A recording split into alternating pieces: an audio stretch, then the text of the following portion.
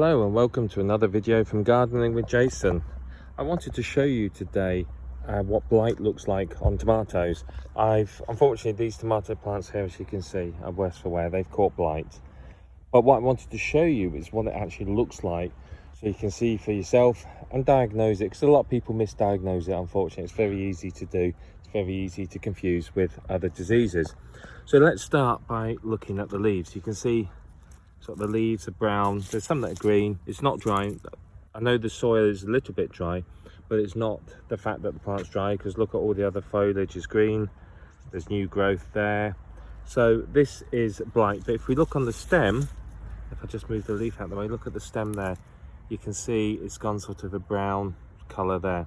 That again is blight. And then here's a tomato, and you can see here it's been infected with blight, and you can see again it's browning and looking very unhealthy. Now if we come around this side, you can see here this tomato is actually ripe, but look, you can see the brown there. That's again, that is blight. And we've got some tomatoes over here. These are green, but look, you can see it's brown and wilted and look, gone all horrible. This tomato, if I come over here, this tomato is actually okay. This one looks like it could be edible, but you can see again the leaves are very brown and they come off, and you can see here again the stem, it's gone all brown. You can see the real difference there, brown to green, and that unfortunately is what blight does. Sadly, there's very little you can do to treat blight. Once your plants have got it, they've got it.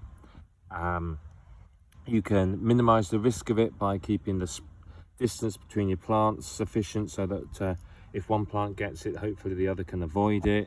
You can also do things like not plant tomatoes near to potatoes, because the blight infects both plants.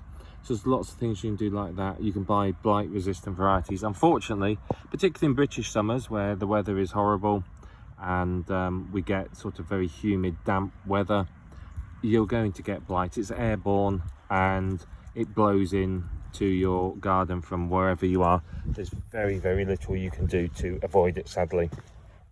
And then again, look, you can see here, when you get blight in your plants, what your best thing to do is destroy them, get rid of them, put them in your recycling bin, bag them up, throw them away. Don't compost them, because you know the blight spores will go into the soil then. So just get rid of them in another way. Sadly, there is very little you can do, and this year in particular it's been very bad, and an awful lot of people have lost their crops to blight. So that's tomato blight. I just wanted to show you a little bit about it, and hopefully, you know, it'll give you some ideas and advice on what to do to try and avoid it yourself next year.